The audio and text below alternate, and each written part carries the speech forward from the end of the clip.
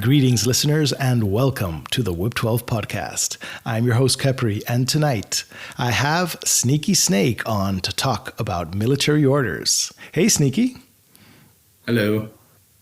All right, so Sneaky is an absolute veteran of the IGL tournament circuit. He has cut his teeth against, a lot of the big names there.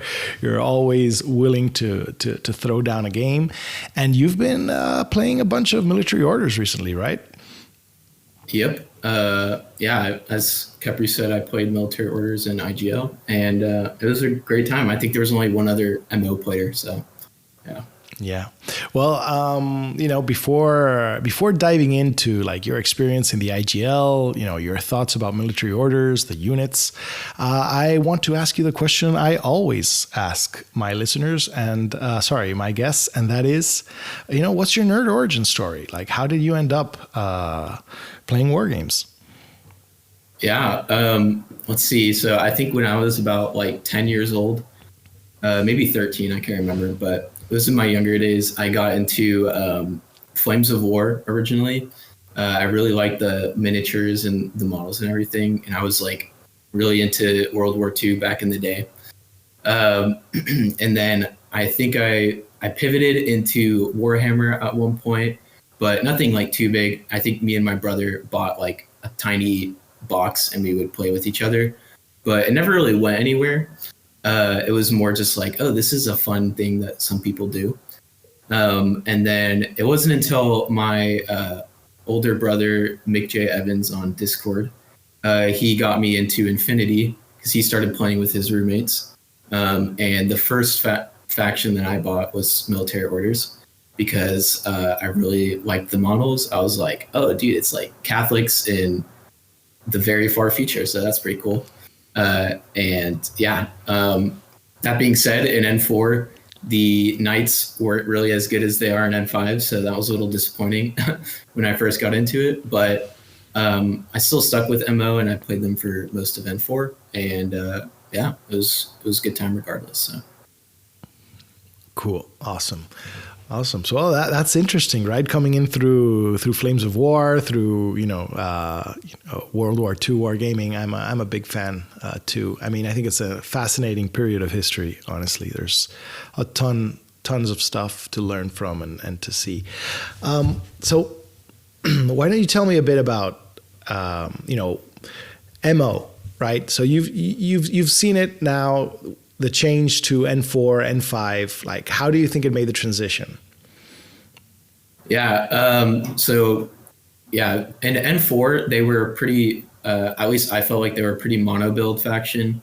At least that's what the quote unquote competitive lists were. It was basically Trinitarians with Dart, some Teutonics, and then a Tick. But in N5, they got a lot of sweeping changes, a lot of buffs. Basically all of the heavy infantry got a lot better. And I think they came out really well. They have a lot of list diversity now. There's definitely a lot of different ways to play. There were a few units that kind of flip-flopped where they used to be bad, but now they're good, and vice versa. So overall, I think they did really, really well in the transition.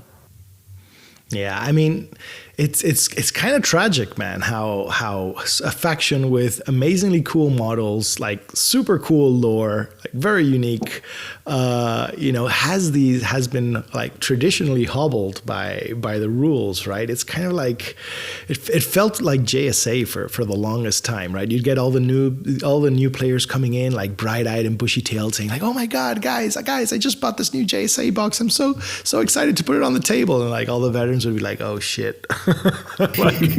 How do we explain to this poor kid that he's going to have a rough time to start? Yeah, that's definitely how it felt a lot in N4. I remember the first thing I bought was the Military Orders Action Pack. It was the new one that had just come out because they had just done the rework. And it was super cool. I was I can't wait to play the Knight of Justice and Santiago's were actually pretty good in N4, but really I remember the Knight of Justice was my favorite model. And I was like, oh, I can't wait to play this guy. And then I used him a couple of times, and he's like, wow, this guy's a little overpriced for what he does. But yeah.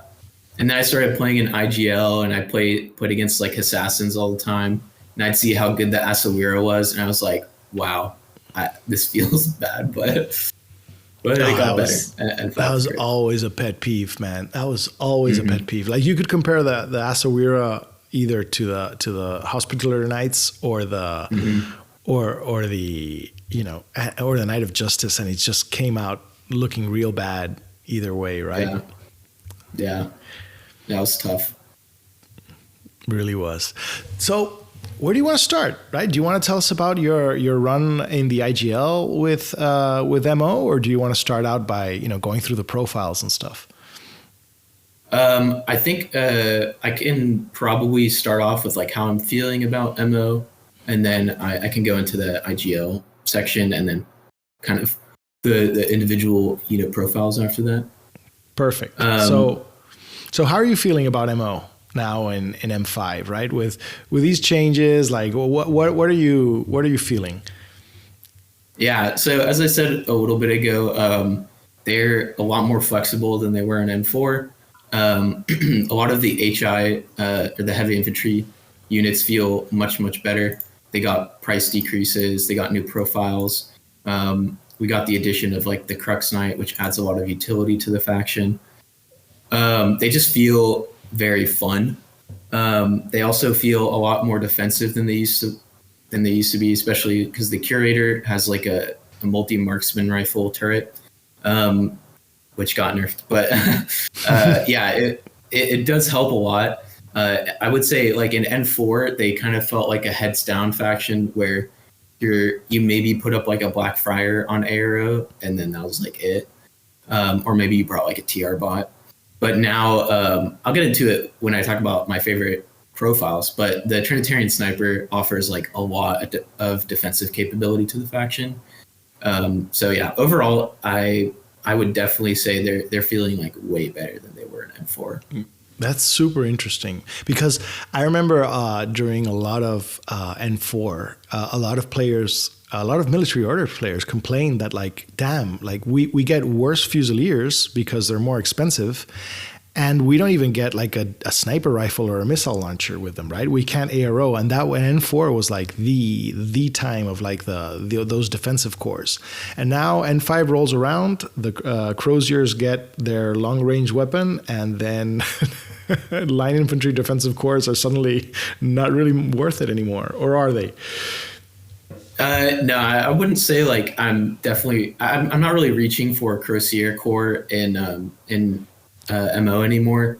I mean, so the bottom line of MO didn't really change that much. Like our Croziers didn't get like any cheaper really. We have a few like mid-tier units that got a lot better, which was nice. But yeah, like the support aspects of MO didn't necessarily get better. I guess I could also like go and talk a little bit about the MO negatives and weaknesses, because I was going over the positives. I would say like as hacking has increased in its presence, MO's hacking has kind of gotten worse. We weren't ever really that good at hacking to begin with, but I've been playing against a lot of like hacking factions as of late, and it's tough out here. We've got some really solid like KHD profiles, but I don't know. I've been finding it's kind of hard to play against hacking, especially because if you're leaning into like a lot of HI units, that's kind of hard to play against. There are a couple of units who feel a little like kind of N3-esque, even in an N5, which is not the best. I would love to see those profiles get maybe a little bit more love or just some more utility. Our fire teams, like whenever they did the fire team changes, our fire teams got a little bit more inflexible, and they kind of remain that way. We don't have that many counts especially in the HI department. Like we don't, like, Knights of Justice or Santiago's don't count as Teutonics or as Hospitallers. So that's a little rough. I would say just like really overall, the faction just needs a little bit more support profiles. So adding like 10 bots to Hospitallers, or giving them like an AP option, or maybe adding like a visor or something to the Knights of Justice would be super, super useful. I mean, that being said, the faction is still super fun, way better than it was in N4. So I've been having a blast with them. But yeah, they could use a little bit of love in that department. So yeah. No, those are really interesting points. Those are really interesting points. So tell me about your IGL experience. Yeah. So I ended up placing 13th out of everybody. I was one of 2 MO players. So yeah, it was really great. At the very beginning. Congratulations. That's quite an achievement. IGL this year was like 170 players or something like that. That was absolutely wild, right? Wow. Congrats. Thank you. Yeah, it was tough. At the beginning, I think I only had like one. I played it against a new player at the very beginning, and that was really nice, just being able to like teach that guy the ropes and everything. But obviously, because it's a tournament, the more games you play, the harder your opponents get. Yeah, so I guess I could go into some of the specific matchups I had that I felt really taught me a lot more about how MO is feeling in N5. My third game was against Maslow, and he was playing Kestrel. That was a really, really interesting game because I had a Crux Knight, and he was playing with 2 Black Airs. And if you don't know, the Crux Knight has Albedo, and both of the Black Air profiles had MSV. And it was just really funny because it was kind of like a gear check almost. Like, it was a tough matchup for him purely based on list building there. And my Crux Knight just ran through both of the Black Airs, and yeah, he did really well.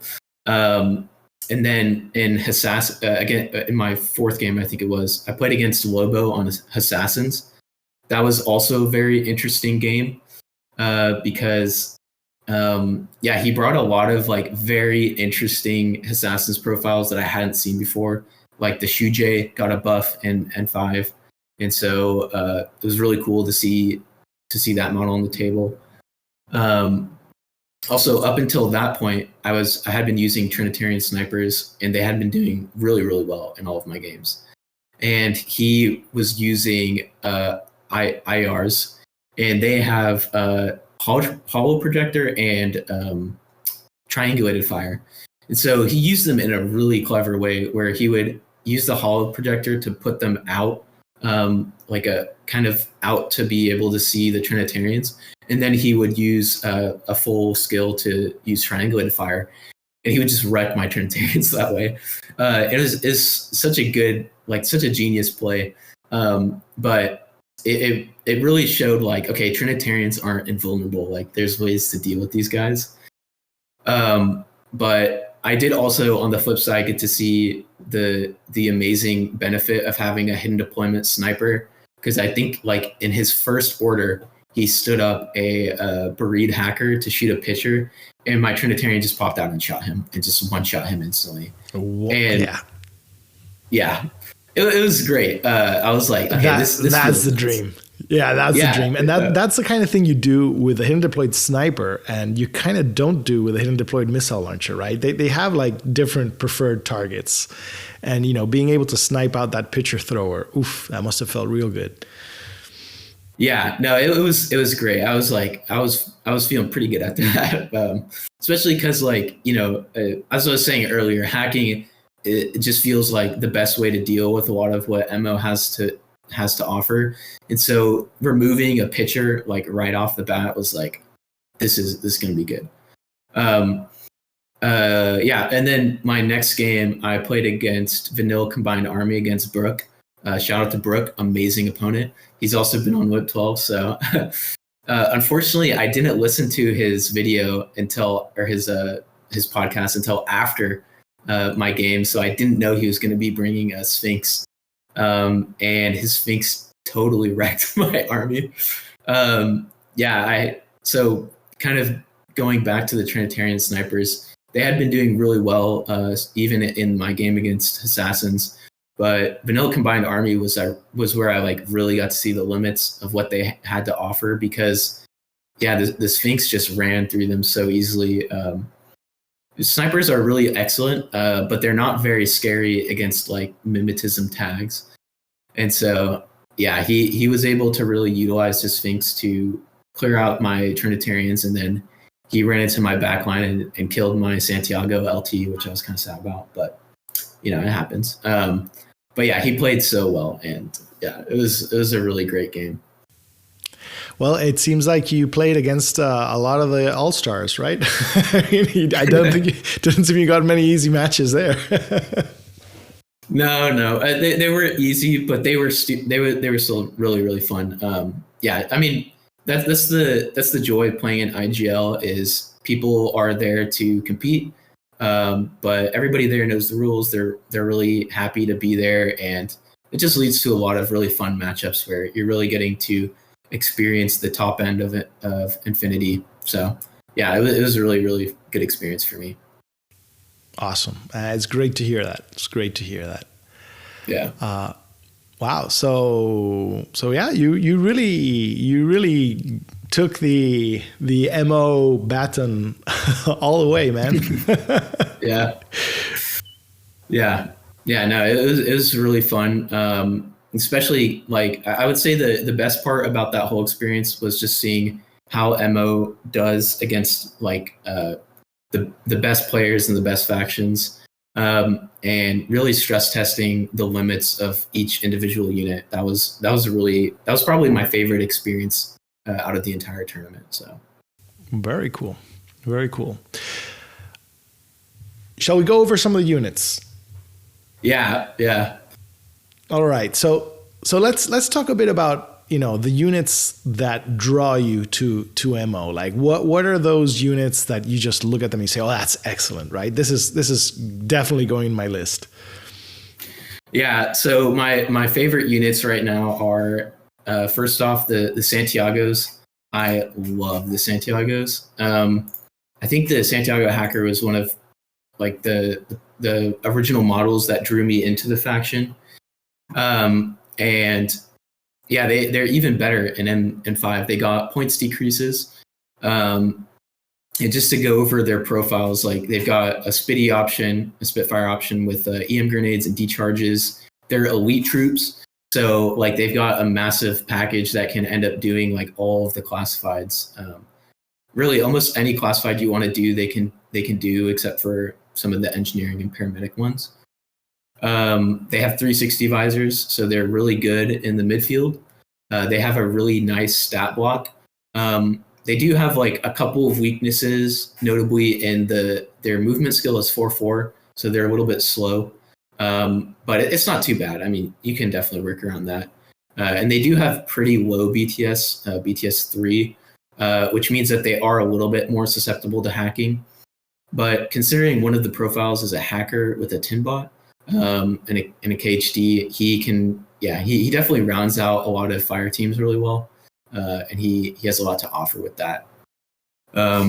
They have decent CC. They have CC 23 with martial arts level 1, which means that in a lot of times they're going to be able to defend themselves really well, but not necessarily be able to go on the offensive. But it's still really nice. So.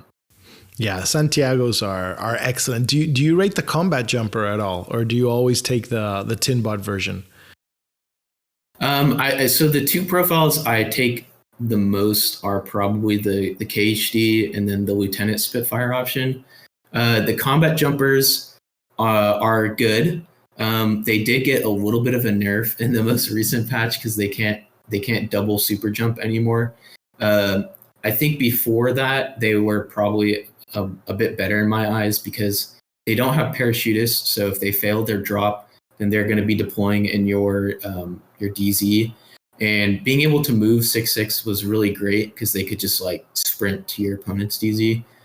Now, I mean, they're still good, especially in this season where there's that special rule that allows you to like deploy outside the deployment zones with combat jumpers. Definitely makes them pretty solid, but they're a little pricey. I don't really take them very often because of that, but yeah, the Lieutenant Spitfire profile is really, really nice. He gives you a 1.5 SWIC discount, which is awesome because it really allows you to take those extra Trinitarian snipers. So yeah, I really love that profile. Yeah, that's a good use, right? You can get you get the lieutenant in, you get like another gun, and you can try to cram more SWC in your list. That's the Pano way. Yeah, and especially MO has a little bit of a lieutenant problem. Our cheapest lieutenant is 18 points on the Teutonic Knight. So just having that additional lieutenant option who also offers a Spitfire for free, it's really, really great. Yeah, the Knight Commander used to be quite popular, right? In N4. Yeah, he was probably the most popular lieutenant. I actually didn't really like him in N4. I like him even less now. But in N4, I didn't really like him because he's kind of a lieutenant who hangs around like a 20. He was like 26 points maybe in N4. I can't remember. But he was rather expensive for a lieutenant that just doesn't do anything. He gives you the +1 LT order, which is nice, I guess. But he doesn't really do anything. So I didn't really ever like taking him in N4. And yeah, he was probably the most popular option. But yeah, I didn't really like him very much then. Not your style. Yeah, not my style. Yeah. And then another amazing unit who I've talked about a little bit already is the Trinitarian Sniper. Trinitarian's just great profile overall, but specifically the Trinitarian Sniper is excellent. It's a sniper for 25 points in hidden deployment with MIM6. They don't have super great BS. They're on BS 12, but that doesn't really matter because it's 25 points for a hidden deployment sniper. Which is, might I remind you, only 1 point more than a Sierra drone bot. And it honestly offers a lot more defensive capability because, the best case scenario for a ARO piece is to just delay your opponent as much as possible. And a sniper like way back in your DZ with MIM6 will definitely do that. So yeah, definitely one of my favorite profiles right now. Yeah, I find that super fascinating because a lot of armies have access to the hidden deployed MIM-6 sniper. And at least in N4, I kind of never saw any. Yeah, I don't know. I've always really liked marker in deployment, just marker AROs in general. Varuna was kind of my main faction towards the latter half of N4. And Helots were like one of my favorite units just because they offered so much defensive capability. And they were also a unit that really played into skill expression a lot. So like when I first started playing Varuna, I would just throw away my Helots. Like my opponent would roll up with the tag and just one-shot them. But as I grew, like in my experience with Varuna, I really learned how to utilize the Helots to their best capabilities. And it's definitely helped me a lot with the Trinitarian snipers too, just because the more you play with like such a tech piece, like a multi-sniper in hidden deployment, the more use you're going to get out of them. So yeah, it's been super fun playing with them. So do you have any tips, any suggestions, any help to our listeners to how to use that kind of defensive tech? Yeah. So I would say I've got 2 tips. So the first one is to try and deploy them as far back in your DZ as possible. I know they have infiltration, and there are times when you might want to use an infiltration piece to punish your opponent's deployment. For example, like if they have like a really what's the word I'm looking for? Fragile unit that's kind of just like out in the wind, and you can set up a sniper to just be on that guy. That's a good use case of their infiltration. But I would say in most games, I'm deploying them at the very back edge of my deployment zone, watching a lot of angles, and specifically trying to stack them with other ARO units. So, for example, you might have like a Teutonic Panzerfaust on reactive, and your opponent will probably see that and be like, "Oh, I can take that fight because it's just like a impetuous unit, and he's only like burst 2, so I could easily kill that."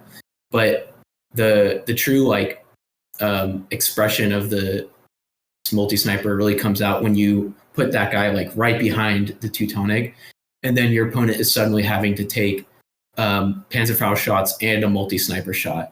And yeah, it can really lead to some bad situations for your opponent that make them that force them to waste a lot of orders, and it really restricts what they can do on their turn. So yeah, my second piece of advice is that you don't always. So there's a lot of times where your Trinitarian will have a sight line on something, and you're going to be itching to reveal it and be like, oh, I really want to reveal my sniper to shoot this guy, but don't always deploy or don't always reveal your sniper just yet. Just because there are a lot of cases where your opponent will move across the sight line and they think, oh, this sight line is safe because there was no Trinitarian that revealed. But the thing is, if you hold back, a lot of times your opponent will continue to move up, and they'll end up putting themselves in a place that's that is like even worse for them. So like they're moving their guys farther away from doctors. They're moving their guys more towards your deployment zone, and that's when you can really catch somebody out and force them to waste a lot of their turn trying to deal with the snipers. So that's my other piece of advice for them. Yeah, good advice. Good advice. One of our previous guests, Order Monkey, made super good use of his Razor sniper, right? So I think that's a skill I still have to kind of practice with and learn a bit, because I am definitely not one to really know how to take the best advantage out of that unit. Yeah, they're pretty tough, but the more you use them, the better you will get with them, and that's definitely the piece of advice I always give to like local players is if there's a unit that people say is good but you think it's bad, it's probably good and you just have not like quite learned how to use it properly. So if you keep using it, you're gonna like learn and learn and learn from all the games that you play. And eventually you'll get to that level of like, oh wait, this unit actually is really good. So I do want to make just a quick shout out to the Trinitarian Killer Hacker. He was very recently added. I have not been able to use it yet, but it's a very interesting profile that I think has a lot to offer to military orders, just because it's very similar to the Knight of Santiago in the sense that it can do a lot of classifieds.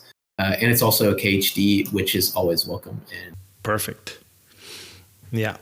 What about other units, right? What other units do you think are fantastic in military orders?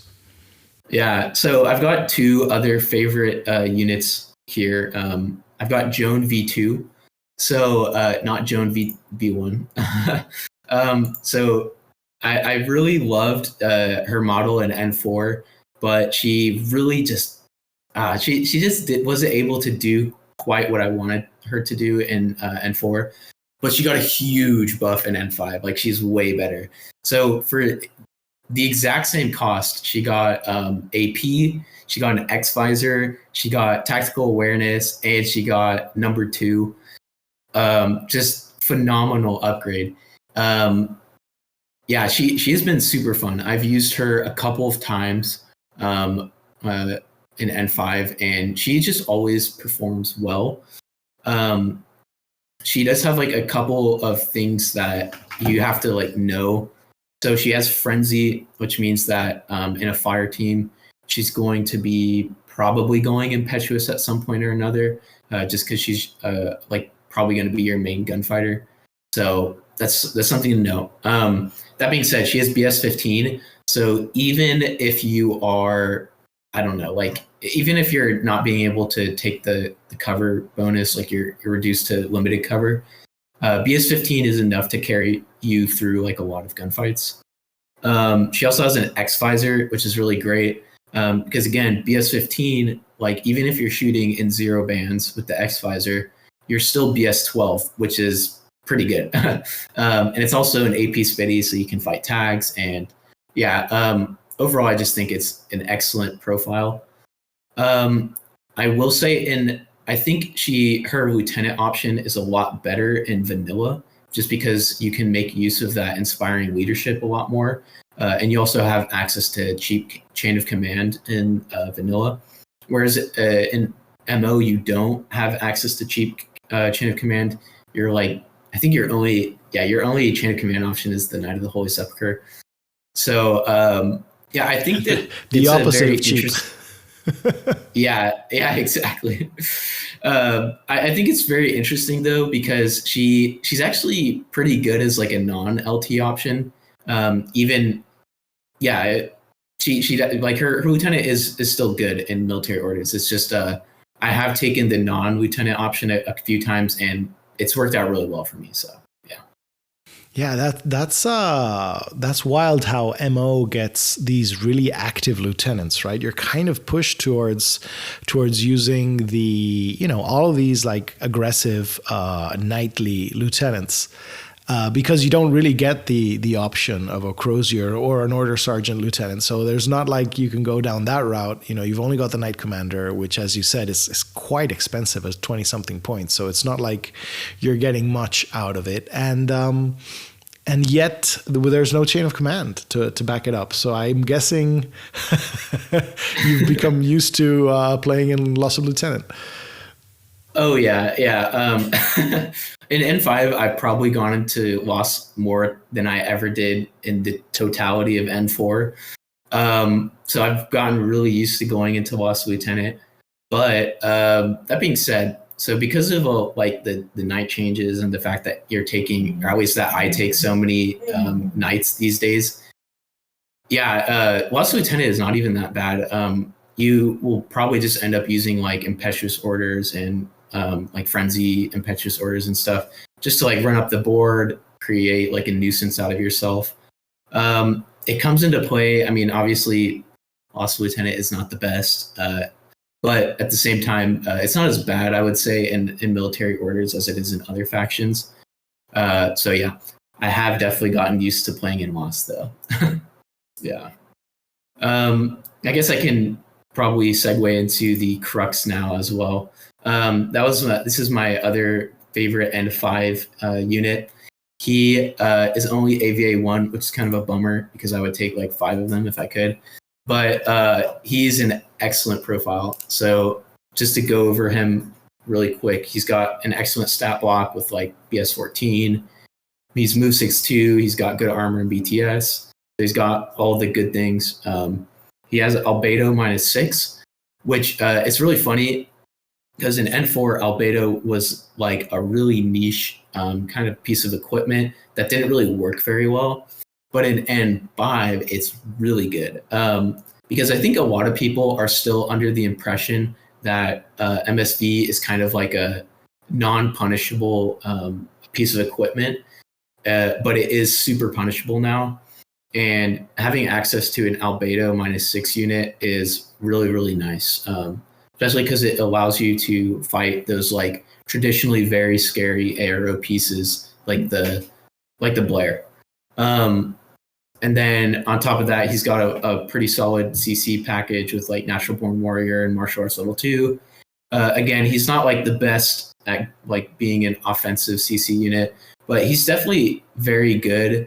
And he can defend himself really well. Like, yeah, I mean, a Fide is not going to be walking into CC with the Crux, so that's a win in my book. And then probably the last notable thing is he has BS attack +1 SD, which is super great. I I can't tell you how amazing the skill is. It really allows him to be like an absolute monster on ARO. I've run the numbers before, and a Marut is on like worse odds to kill the Crux is on better odds to kill a Marut on reactive turn than the Marut is to kill him on active, which is crazy. That's like wild. That's crazy. Yeah, because you're rolling like 3 dice in reactive, right? Because you've got like your dice plus the special dice plus the fire team, right? Mm-hmm. Yep, and he has a multi-marksman rifle with PS5, so it almost functions as like a burst 3 sniper in a way. It's incredible. It's super nice. Yeah. Yeah, and then just to get into his profiles, he's got 3 FTO options. The first being the multi-marksman rifle with the PS5, which I was talking about. Super good. That's probably my favorite profile out of all of them. It's just the baseline one. He's a wild card, so he can join a whole bunch of links. He really fills a niche role of bringing like AP and good reaction to the table, as well as having albedo. So he's able to, he's able to fight MSV pieces really well. His like, this is a guy who doesn't have any weaknesses, but he does have one minor flaw in the sense that the multi-marksman rifle, while it is on 5 dice, 2 of those are special dice. So you might find it a little hard to punch through armor sometimes. It's not too bad. I mean, you're still definitely able to like kill tags and whatnot. It's just going to take you a little bit longer to do that than other AP options, but it's still fantastic. I never really take the Spitfire. I don't really think it's worth it because it's worse on reactive. It's worse on active. It's just not really worth it in my book. And it also costs a SWIC, unlike the multi-marksman, which doesn't cost any SWIC. And then the strategic deployment option is nice. If you have like 4 spare points, you can totally upgrade him. I don't really take it that often because I'm usually using like all of my points, but yeah. And then the hidden deployment options are really cool. I've never really taken them because I don't really see a big use case for them. But I could see a scenario in which the armed turret combi rifle one is interesting, just because he is forward deployed. He's in hidden deployment, so your opponent doesn't know he's there. And you can kind of just like throw the turret in like your opponent's DZ and just be like, all right, deal with this now. So yeah, it's pretty funny. I don't know if it's super good, but it's pretty funny. So yeah. Yeah, I always... Man, I always felt like those profiles are the ones with the submachine gun, right? Those 2 hidden deployment profiles, they're not too much cheaper than the multi-marksman rifle, and they give up that excellent gunfighting for, I don't know, the ability to start off the board, which is very powerful. Don't get me wrong, but I don't know. It feels to me very hard to fit in, right? I have not found myself, looking over those profiles. I've never found myself thinking like, well, how would I use this? Like, where would I use this? Yeah, I think. One interesting thing of note is that literally today there was a change that made it to where limited insertion lists can now have hidden deployment units that don't cost towards the order generation, which I think is interesting. I haven't played around with it yet, but there's maybe a use case for like bringing the hidden deployment Crux and kind of using him as like a super active piece.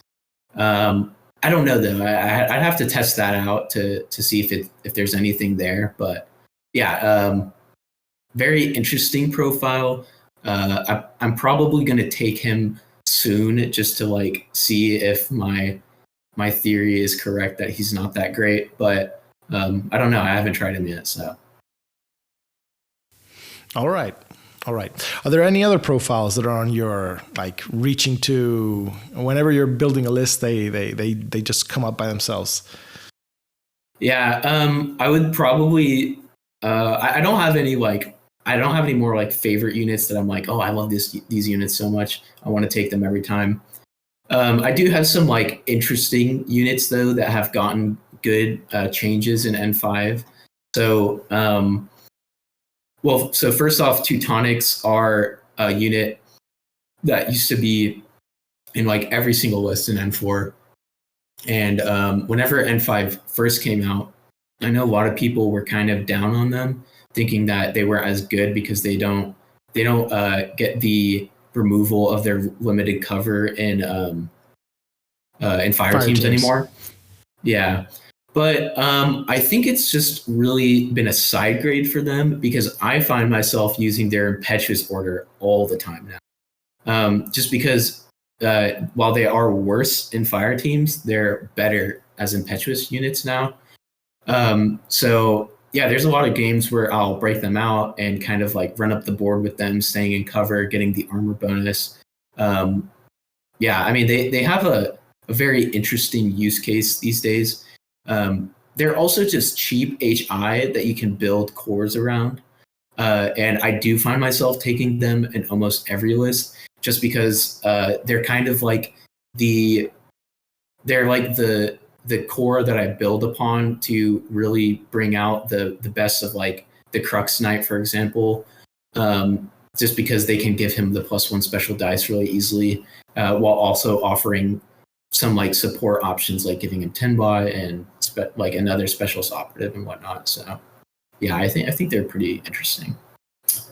Yeah, my experiences with the Teutons and N5, I played a bit with Vanilla Pano, and I used them, the specialist profile. And you're absolutely right. That just having them running around free range with that order, with that impetuous order, really helps move them, closer to the objectives. They've got that Panzerfaust. They've got the, they're good in CC. They're amazing at dodging. They can become a nuisance in the midfield, right? They're very interesting pieces. Like even when they were being hacked, they were annoying and draining orders, and having your opponent just kind of like have to break his head around like, what do I do about these exactly? Yeah, I think they're very interesting in that regard. Like kind of going back to me playing in Loss of Lieutenant all the time. I would say Teutonics are definitely a unit that kind of thrive in that sort of situation, just because they have like an impetuous order to be able to use to like run up and get into your opponent's deployment zone. And then on top of that, like even if you can only spend like one order on them, like you can maybe throw out a Panzerfaust. You can use their good dodge to clear out mines in the midfield, and yeah, I mean, they just have a lot of utility. I think I really wish I could take more of them, honestly, just because you can only take 3, unfortunately. But I would definitely. There's probably games I would take 5 if I could. So yeah. All right. Well, what other units are in this category for you? Yeah, so of some more honorable mentions I've got here, I've got Deferson, Mendoza, and the Seraphs. So starting off with Deferson, he was a unit that a lot of the Australians would say is like the best MO unit ever. And in N4, I was like, I don't really see the appeal. But in N5, he's gotten some good changes. He is faster now, so he has 6'2" move. He lost Frenzy, which actually matters a lot now. So that's really nice. He got like dodge +1 inch, so that's pretty cool, I guess. I think he's just a really good like utility option now. He adds a lot to the fire teams that you can put him in, especially because he is a wild card. He has a hacking device with Trinity. He's got a really good stat block. He's one of the rare martial arts level 3 units in MO. So yeah, I mean, overall, he just has like a lot to offer. And I've built a few lists with him, and I've taken him a couple times, and I think he's actually really interesting. I would say he's definitely like a unit that I wouldn't say is like super top tier, but he just brings so much utility, and he's also a lieutenant option, which is again kind of like a rarity in a MO. So yeah, he definitely brings a lot to the table. Okay, so it was Deferson, Mendoza. Yeah, so Mendoza. So this is a very interesting one. So kind of like harkening back to N4 again. Like he was slow in N4. He was only 4/4 move. He had a lot. He's a very interesting profile, right? So he's got like Mim 6.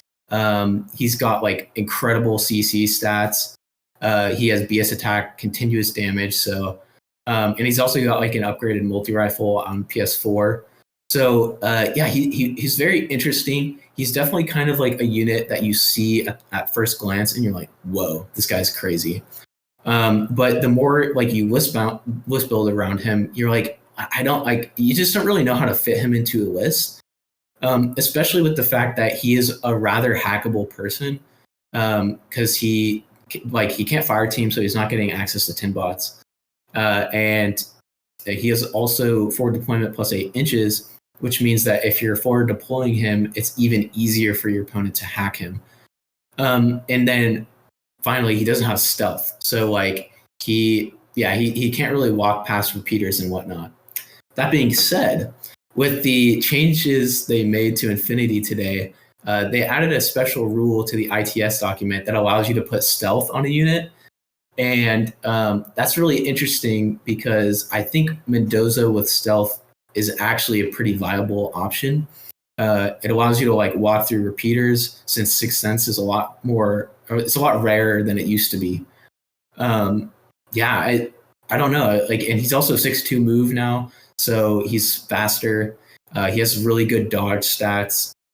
Overall, yeah, I mean, I think I will probably be trying him out in the next couple of games that I play and with MO, just because like he's got a lot of very interesting changes. The speedball nerf does affect him a little bit because I think previously like being able to give him like an automatic reset or being able to automatically clear a state from him was really great. But even then, yeah, I think he's a really interesting profile now. I don't know if he's like an S tier unit or whatever, but I think he has a lot to offer. And he's also a solo gunfighter, and he can operate really well by himself. So yeah, very interesting guy.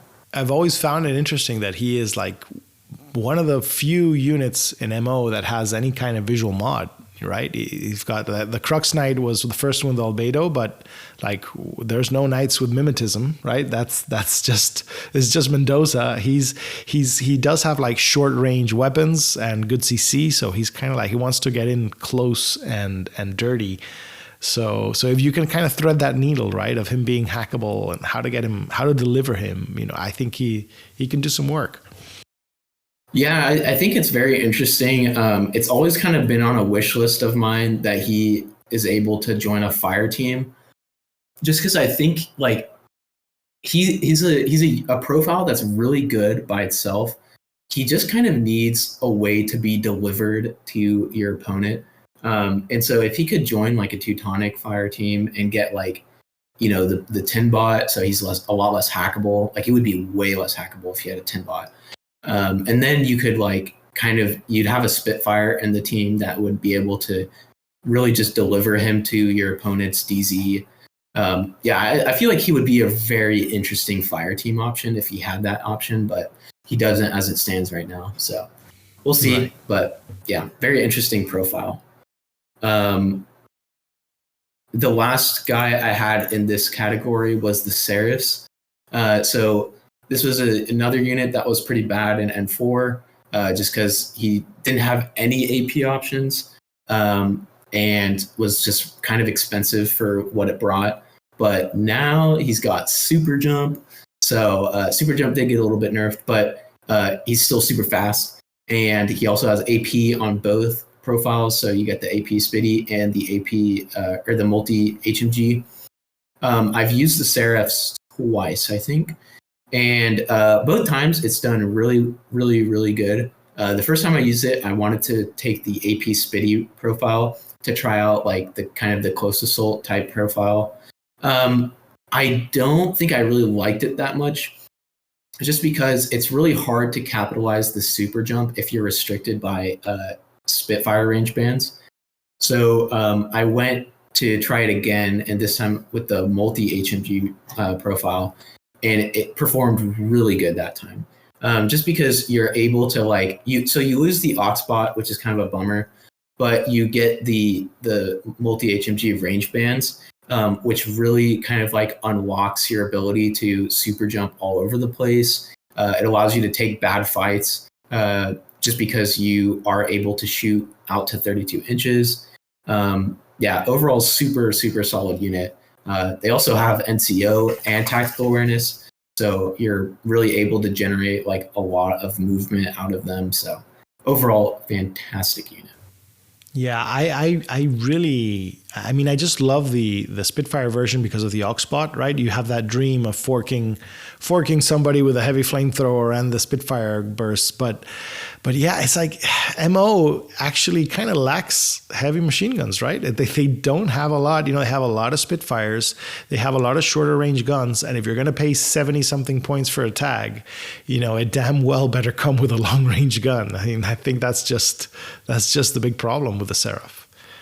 Like you were saying, just HMGs in general are rather rare in military orders. So having access to an HMG is pretty important. I find that a lot of games I'm relying on my Trinitarians if I want to play more of like a Spitfire type game where my guns are relegated to the Spitfire range bands. So in that aspect, you can take the AP Spitty.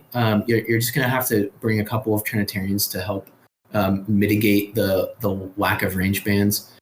But yeah, I mean, still very, very good unit. And it also has like pretty like decent CC. I think something that's like very interesting is that it has martial arts level 1 and CC 23, which, he's not like winning any martial arts awards there. But the fact that he's got armor 7 with 3 structure, it means that like nobody wants to take a fight with that because you're probably going to lose at least once. And if you lose, you're taking a PS4 explosive shot to the face and there's no way you're going to survive. So, I mean, they have a lot to offer in the CC category. Okay. So I see you didn't mention the tick belang here. Yeah, so the tick is interesting. So the tick will always be good just because it's a cheap tag with mimetism and good BS and everything, remote presence, all that jazz. He got a little bit worse. He was one of the units that got worse in the transition just because he lost his AP. And that kind of stinks, especially because AP is a little bit hard to come by in military orders. So I think he kind of like lost his S tier, I guess you could say. I don't know. I like him. It's just, it's taking tags in military orders is already kind of hard because they're minimum 68 points and you don't really have like a ton of cheap options, like a lot of cheap support that you can kind of throw in a list to help them out. C+ did get reverted back to its original place, so that was nice. They're a lot more mobile than they used to be, but I'd say they're kind of just a unit that you can definitely take. They're definitely still good, but I'm not like putting the tick in every single list now. Also, you don't have access to the +1 LT order tick, which is in Kestrel and Vanilla. Man, I really wish that I had that profile because I've been using it in Vanilla and it's so good. Even without Chain of Command, I would still definitely take it. But the tick's pretty good. He just isn't quite as good as he used to be. Yeah, and hard to fit in MO, right? That's kind of like, that's the double whammy. You don't get access to cheap Chain of Command. You don't get access to the plus Lieutenant Order 1. You know, you don't get the nice low end that both Kestrel and Vanilla have. So it's just harder to fit in. Yeah. I mean, and that's probably a pretty good segue into like the units that I find to be very like situational. They're units that I personally like either because I really like the model, so I want to take them, or just because they have profiles that kind of they add certain things to like list building that you really need. So the first one I have here is the Hospitallers. So Hospitallers, they did get cheaper, which is really great because they were definitely really overpriced in N4. That being said, I just don't think they have like, so they don't really fulfill the role I think CB is trying to have them fill, which is like a support HI unit. I think really they would need like a Tinbot or like a Feuerbach, just like some more profiles to kind of flesh them out a little bit more. They are also the base that you have to build upon to bring Joan V2 if you want to bring her in like in a fire team. And really like the profile I take a lot is the doctor, just because having a doctor with HI is always excellent. And he also has a multi-rifle, which is really great because multi-rifles are kind of they're the type of gun that is good enough in a lot of circumstances to where, yeah, you can kind of utilize it really well. I do, yeah, I mean, it's tough. Like, I do really like the doctor profile. I just wish there were more profiles like in the Hospitallers that were like it, where it's like you're getting a really good support piece that can also gunfight, that can also take like wounds and whatnot, that can also CC. Like, yeah, I really do like the Hospitallers, and they are like very vital for building fire teams and whatnot. But there's a little bit. I think if they had like some more interesting profiles, they would be like a really good unit. But as it stands right now, they're more of a situational unit that you take some of the time. Okay, are there any other units like that, right? Are there any other situationally useful units that you want to try to fit in your list? Yeah, I would probably say the Peacemakers are one. So Peacemakers are a unit that are really, really good on purely the basis of like, I look at this profile and I'm like, wow, this unit's great. Then the problem is you have to actually deploy a Peacemaker, and that's when their weakness really starts to shine. It's like, okay, how do I put an S4 in the midfield without it like getting shot in the first order of my opponent's turn? Like that's really where the struggle comes in. It's just so interesting because they really do offer a lot of unique things to like specifically military orders, because they have a repeater, so it really extends your hacking range. There's a mine layer profile, so he's putting down a mine in the midfield, which is really great. And they've also got that Oxbot, so as far as like midfield coverage goes, they're super good. I think it's just like really they've got a big base, so it makes it hard to hide them in the midfield. And then on top of that, they're hackable. And with how prolific pitchers are these days, keeping these guys from getting hacked is pretty tough. But yeah, I think it's a unit that I've slot into a couple of lists, and they do good sometimes, and sometimes they just get hacked on the first order. So yeah, it just depends. But yeah, I think overall they're a pretty like interesting situational unit. Infirmers are also another situational unit who they got a price reduction. So the cheapest option is 17 points now. And they're really interesting. They lost their monofilament weapon, which kind of stinks because I really liked that, like in N4, they were this weird unit that had like CC20 and a monofilament. So like if your tag overextended, yeah, your tag would probably die. But they were a lot more expensive back then. So I don't know. They also have CC21 with Martial Arts Level 1. So like they're pretty decent at doing like close combat stuff, and they are doctors with Whip 13, which is rare in Pano. So yeah, I think they have a lot of like interesting things that they have to offer. I've brought them in a couple of lists as well, and they have done pretty good. They're definitely like a support unit, so you kind of hold them back and you heal people when they need to be healed, but they do still offer a lot of interesting things. Okay. Anything else in this category? Yeah, so the last two things I'd probably talk about are Constantinos and then the Crusader Brethren.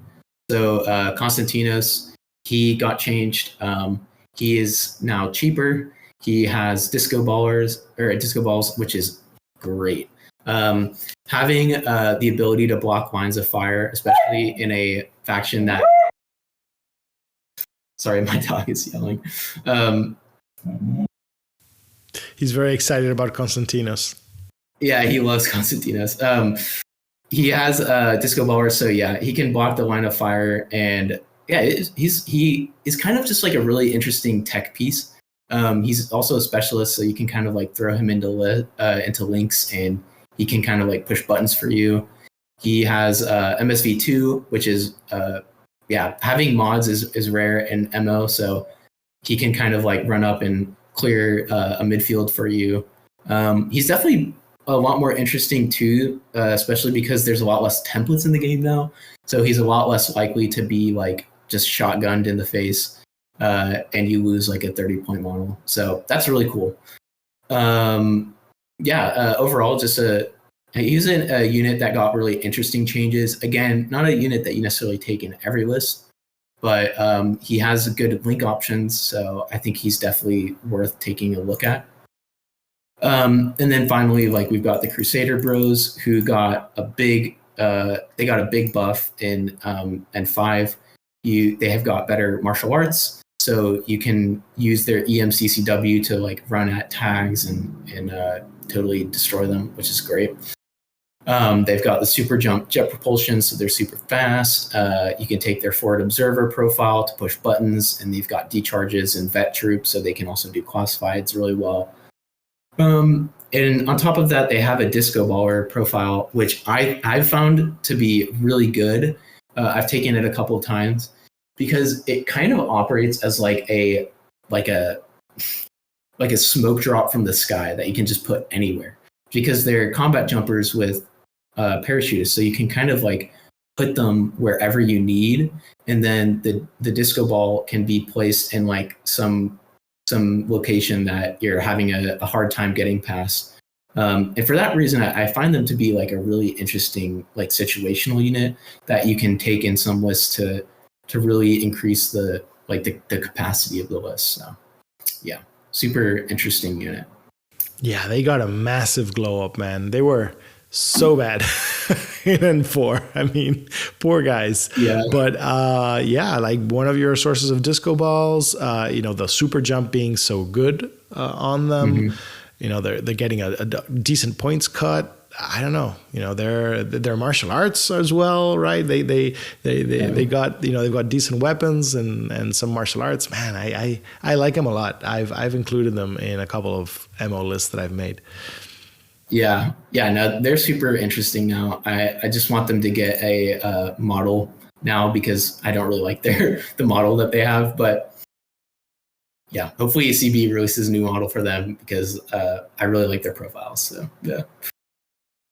I guess I can go into my needs milk category.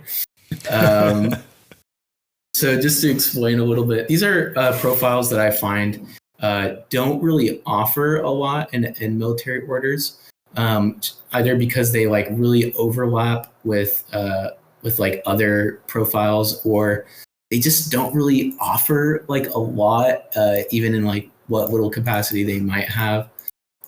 So in this category, I've got Kyle Hawkins, Joan V1, the Knight of Justice, Montesa Knights, and then the Knight Commander. So the first one here is Kyle Hawkins. So his profile wasn't that good in N4 when it came out, and I still don't really think it's that good. He has martial arts level 3, so that's cool. And that's basically it. So he has a multi-marksman rifle, but it's a baseline multi-marksman rifle. So it's PS7, so it's not really punching through armor. And yeah, like I just don't really know where to put this guy, especially like for 10 more points, you can just bring the Crux, and the Crux offers so much more. And like he is a specialist, which is cool, and he's like a character, so he has like some good classified usage. But I just I don't really find myself like being like, oh, I really want to fit Kyle into a list. Also, his model is terrible. So that's another reason I don't really want to take this guy. Yeah, man, it's a Yeah. rare miss with their knight models, but his face is just weird. Yeah. Yeah, he's holding up his sword like he's about to bonk himself. It's weird. But yeah, pose, not great, unfortunately. Yeah. And I think a really interesting needs milk character is Joan V1.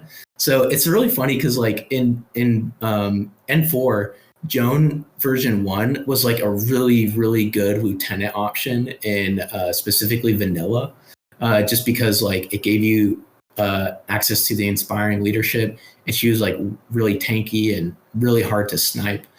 But like in N5, you know, with how good V2 is, like I don't know. It's just like I don't really see any reason to take her. I think there's some interesting situations where like if she got like, I mean, I don't know how I would change her to make her like a more competitive option. She's also more expensive than the Spitfire option, and that kind of begs the question of like, well, why would I even take this? I don't know. I just don't really see like a reason to ever take this profile.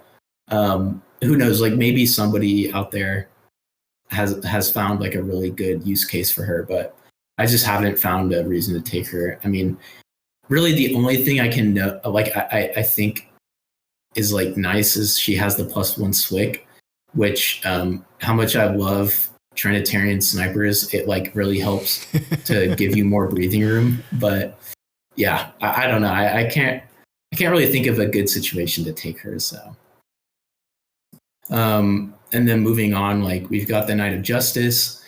So I think if the Crux Knight had never been added, the Knight of Justice might be better.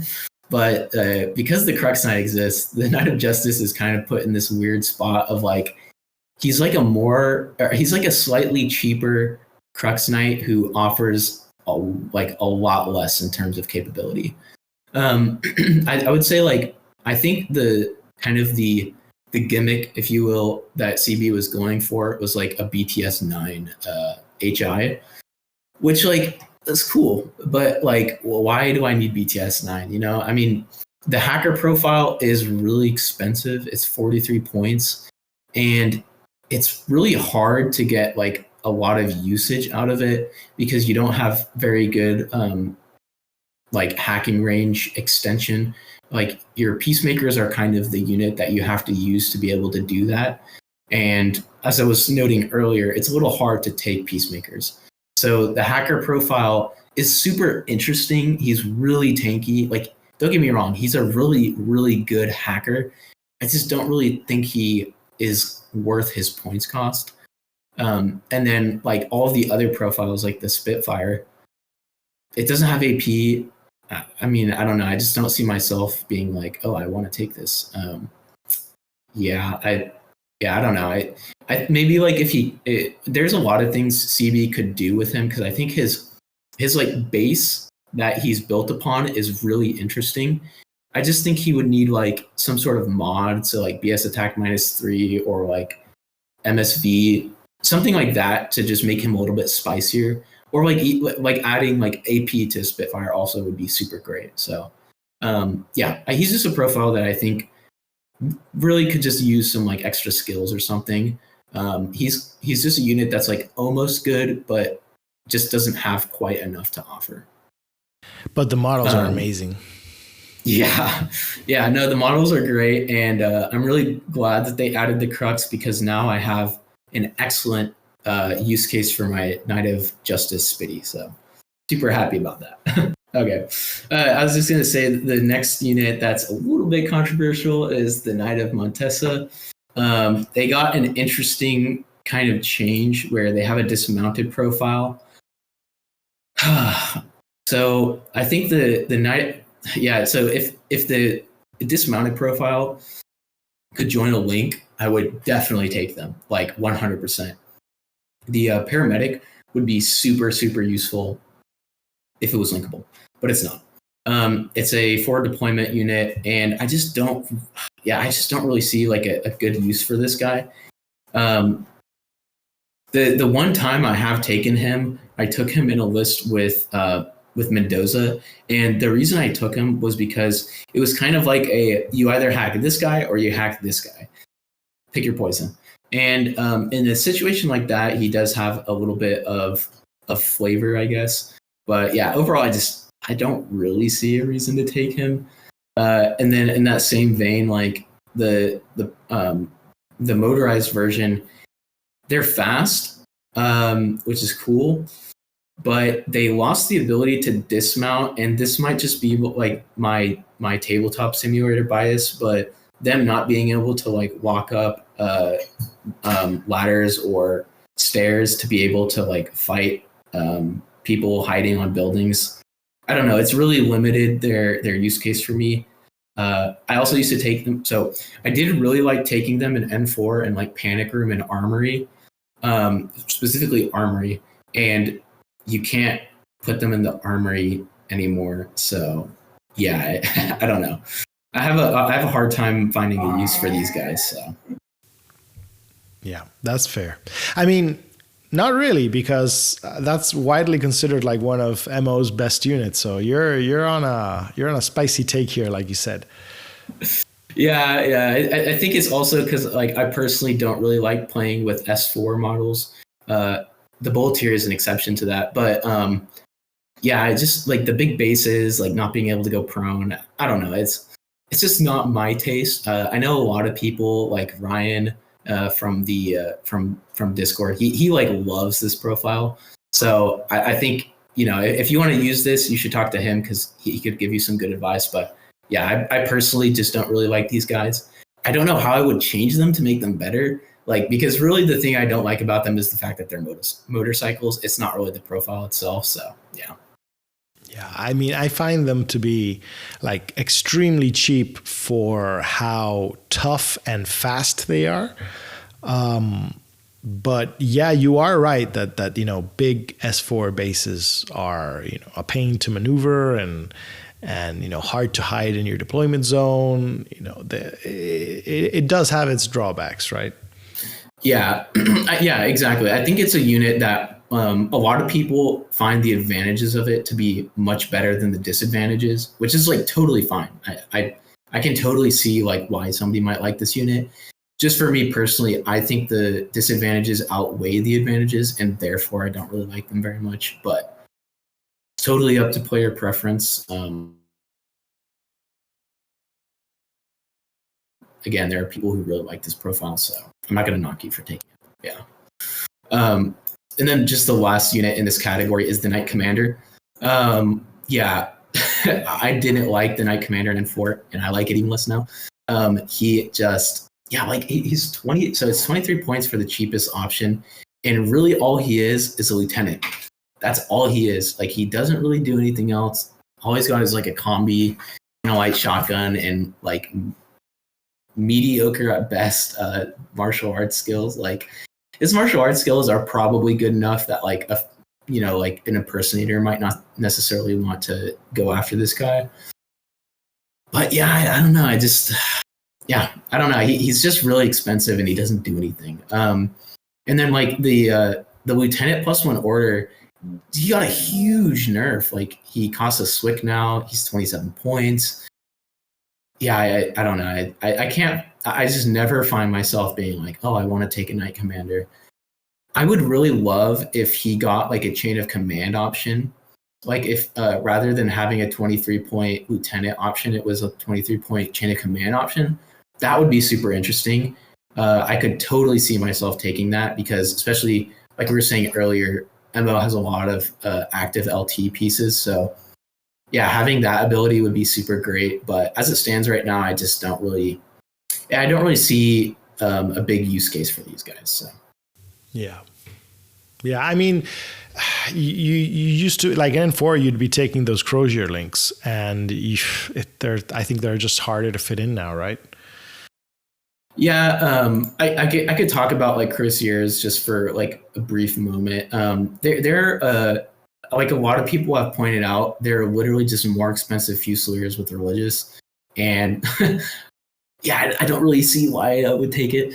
That being said, they have two like profiles that I take sometimes. The Paramedic is great, like just because it's Paramedic and he's 13 points, so why not? They have like nice linkability.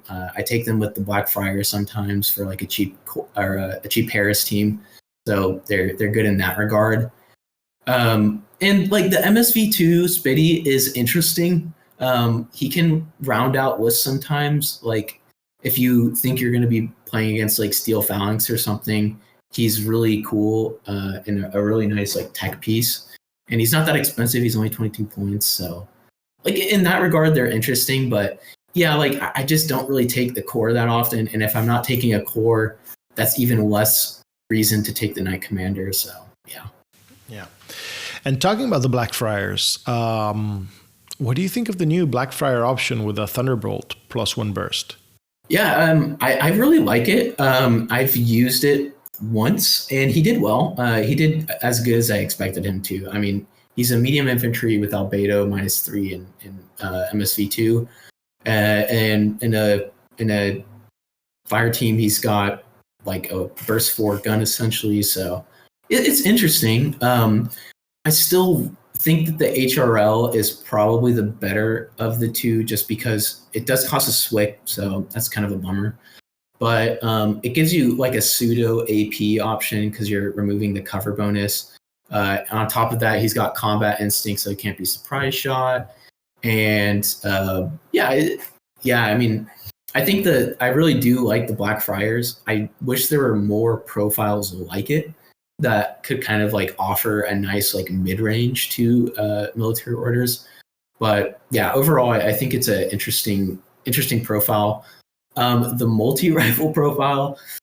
Look, I'm going to be honest, I have never looked at this and been like, man, I want to take it because it's really expensive just for a multi-rifle. Like 27 points, come on now. But yeah, the other two profiles are definitely pretty solid. So they're nice additions.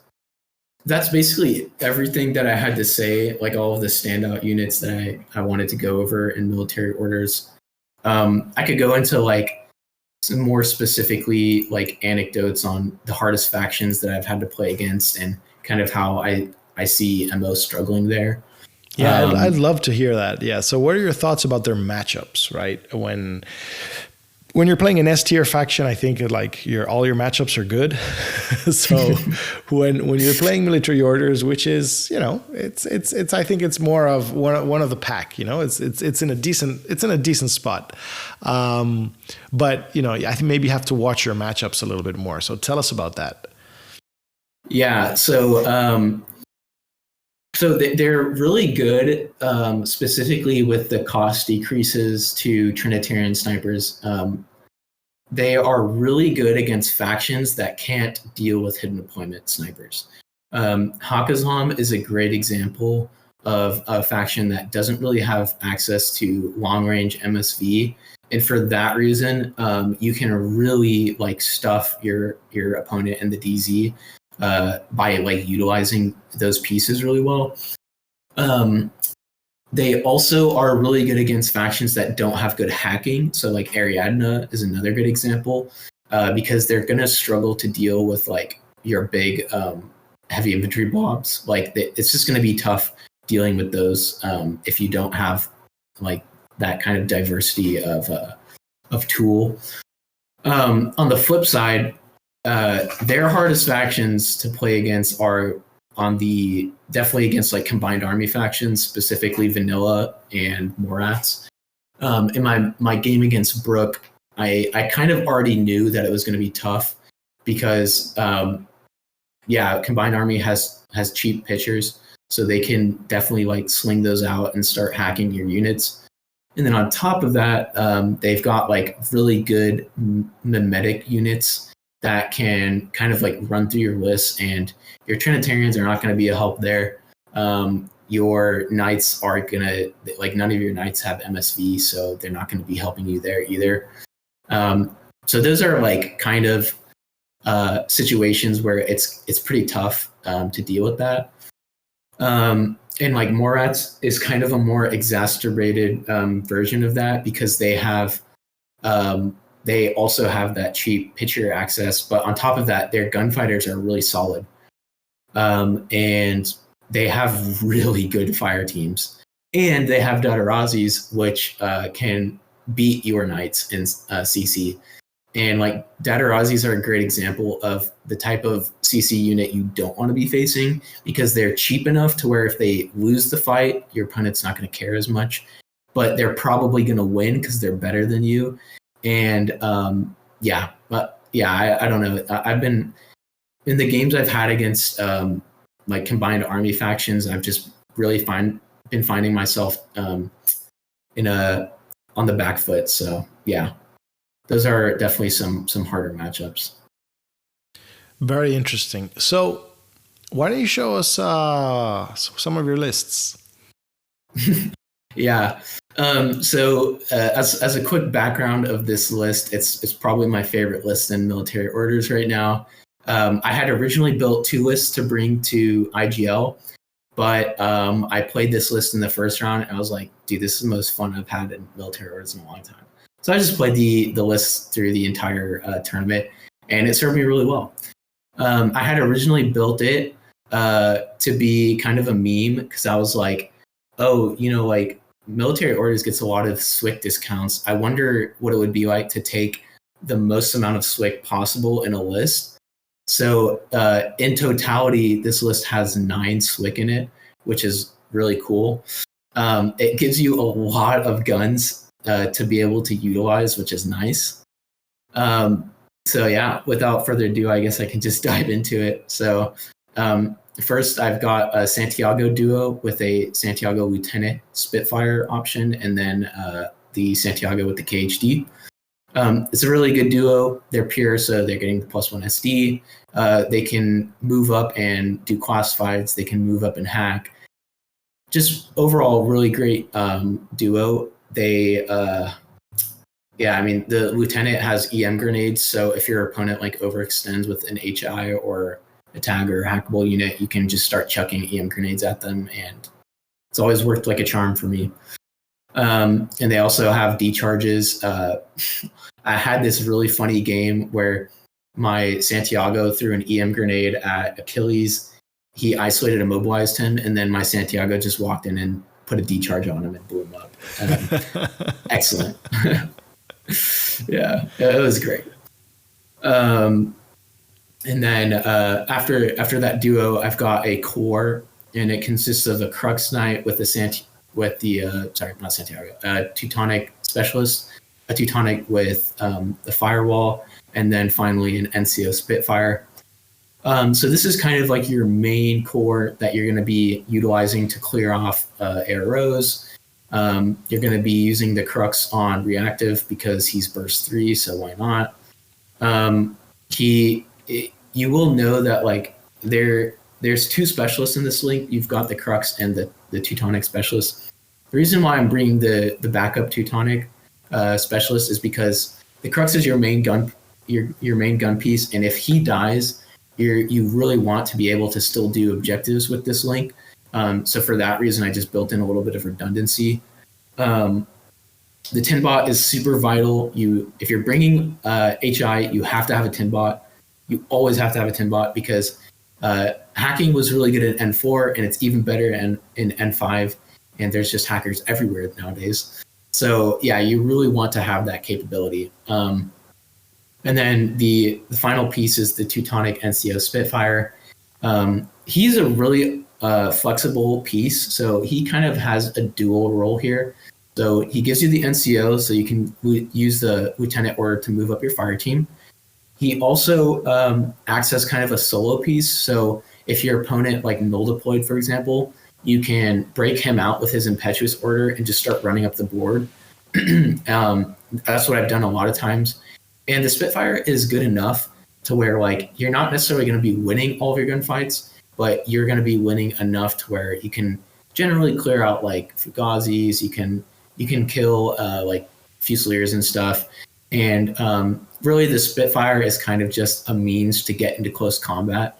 So yeah, really like that unit a lot. The next duo I have is an Order Sergeant with the HRL, and then a Curator with the armed turret. The Curator has gone down in value a little bit just because they recently changed it to where you can't refill armed turrets once they're expended, which it's a little bit of a bummer, but it's probably a necessary change. That being said, the turret is still really good. It's a multi-marksman turret, or sorry, not multi-marksman. It's just a marksman turret, but it can still, it still has a lot to offer. It's also, you're bringing an engineer who can clear states from your knights, and the HRL is really there because I had 1.5 extra SWIC, and I was like, what can I spend 15 points and 1.5 SWIC on? And the HRL was there. And he's just a nice piece that can kind of like guard your, he's like a horizontal arrow piece, right? So you're not using him to watch long fire lanes, but you are using him to watch the sides of your DZ. That way, if somebody like drops a combat jumper or wants to like move up really far with a unit, it's just like, it's an extra gunfight that they're going to have to take that they could possibly lose, and you're going to end up on top in that situation. So really like that duo. It's very flexible. Yeah, it's a kind of, I like that duo too. The HRLs are so cheap, right? That having like that backup HRL gun, as you've got so much SWIC in the list, right? It's really nice to have that as a, if it's taking away from the SWIC you need, it's harder to include, because I think like 18 points is decent for that, for that capability. But what can actually hurt is 1.5 SWIC. So in this list where you're kind of maximizing the SWIC, it makes a ton of sense. I like it. Yeah. It definitely offers a lot in that regard. And again, it's really cheap, like you were saying. So it's nice to be able to throw it in. The next two units I have are Fugazi and Tekbi. Fugazi is great. Just if you can, you should always bring them. Flash pulses are, a lot of people say that they got worse. I really think that it was just kind of a side grade, because they don't make you make 2 saves now, but they're like, nothing is invulnerable to them, which is really nice, because it just means that they're always a threat, like no matter the situation. The other day, my Fugazi flashed a cutter, and the cutter lost face. He lost the armor save, and then he was stunned. And it's like, oh wow, my 7-point model literally just stopped a devastating attack. I will take that any day. So yeah, it's kind of like a unit that 10% of your games, 90% of the games it's going to die, but 10% of the games it's going to stun something and you're going to be happy. So it's just worth it to take that. And the Tech B is just great overall. It's got a gizmo kit to heal up your bots, adhesive launcher, deployable repeater, and very notably, it has a deactivator, which deactivators are actually really great now. If you're not using them, you should totally be using them, because if your opponent puts down if your opponent puts down like a pitcher in your deployment zone, you can just deactivate it. You're on like whip 18, I think, or something like that, because you're getting a +6, and it's basically free. And you don't have to be in line of fire. It's a zone of control check now. So it's like a free equipment remover. You're probably going to get spotlight and guided missile, so just be aware of that. But it's worth it. If your knights aren't getting demolished, then that's a win in my book. So yeah. And then to round off the list, we've got our group 2. This is really just my these guys are going to die and that's okay group. So first off, I've got a Trinitarian multi-sniper. I've got another Trinitarian multi-sniper. I've got a Raven Eye Mulebot, and then Warcore. So the Trinitarian multi-snipers, as I've been going on about, really good ARO pieces. They can also be used actively really well, because you can put people on like -12s pretty easily. And in that situation, yeah, it's just really great to have. The Raven Eye is just a mine layer who's going to be defending your DZ. He also has a deactivator, so he can kind of function similarly to the Tech B, where you just run up and deactivate a pitcher. And then the Emirat is great because you can just like run up and template somebody with a Emirat. So what's not to love about that? I would say the only thing to really note on this profile is I take the Cybermine profile. A lot of people think the EM Mine one is better. I just like the flexibility of Cybermines because they got a change in N5 to where they can now stun. So like if the unit is hackable, it puts a immobilized B state on them. But if they're not hackable, then it stuns them.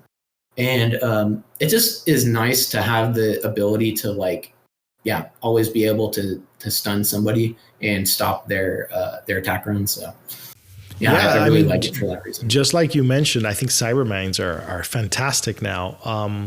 That's really it. What you said about the flash pulse, right? Nothing is immune to them. And, even EM mines, which are probably like the best mines, right? One of the most premium mines you can get right now.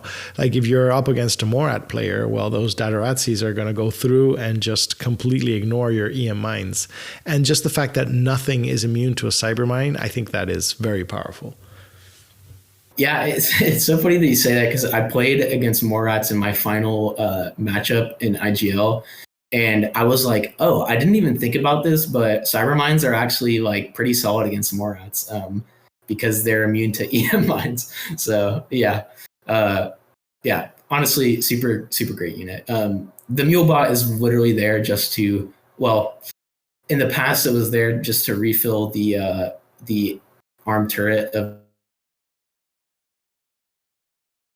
the curator, but I'm gonna have to relook on whether or not taking the Mulebot in the future. And then the workhorse are very similar to Fugazis. They're just much cheaper, but it's just a nice like 3-point reaction piece that you can put up. They have 360 visors, so they can watch your entire DZ and keep like deployment parachutists. There we go. They can keep them off your back, and overall, just a really great unit to be able to add. And they're only 3 points. And they're also specialists in this edition, so that's nice. Very nice. I mean, I love this list, man. Ever since you showed it the first time, I was like, finally, a freaking military order list that's just full of knights, like bursting at the seams with knights everywhere. Like this is the first list I've seen that really fulfills that, military orders power fantasy, right? Where when you say, I bought into military orders to play knights, right? And now here are your knights, right? You've got knights all over the place. I really like it. Yeah, no, it's been super fun to play with this list. It's just, it just offers so much utility. It has a lot of like nice spotlight pieces like the Santiagos and the Crux and the Teutonics where, they're just like the types of profiles where you look through MO and you're like, oh, I want to use these and it has them. I've had so much fun with it. I played my poor friend Hackney. He has had to play against this list like 5 or 6 times, but it's always fun. So overall, just really fantastic list. Well, Sneaky, I've really, really enjoyed this conversation. Like, thank you so much for coming on. Is there anything else you want to say about military orders? Is there anything else? No, there's not too much. I mean, just that if CB, if you're listening, please buff the units that I mentioned. But overall, I would say this faction is in a really great spot now. So I've really been enjoying playing with them, and the tags are good. The HI are a lot better now. So overall, just been having a blast with them. Very cool, very cool. Is there anything else you want to say? Any shout outs? I'd like to shout out my my own YouTube channel. It's just Sneaky Snake. If you're interested in learning more about like how to play military orders, it's basically the only content that I put on there. So if you want to know more about like the profiles or like list building and whatnot, you should totally check that out. Also, shout out to my friend Hackney. He's the guy I play against all the time. He's my local war corps. So he runs all of our events and he does a lot for the community. So we always appreciate people like that. Yeah, you gotta treasure your warcourse. Go out, give your warcore a hug wherever you are. Yeah. Yeah, but yeah, that's it. That's all I wanted to say. Sneaky, I said it before, but I'll say it again. Thank you so much for coming on. I've had a blast. I've really enjoyed talking about military orders with you. And, I look forward to catching a game sometime, getting stomped, see, learning something. Yeah, no, it's always a pleasure. And yeah, great conversation. All right. This was Whip 12, and we're signing off. Bye-bye. Bye.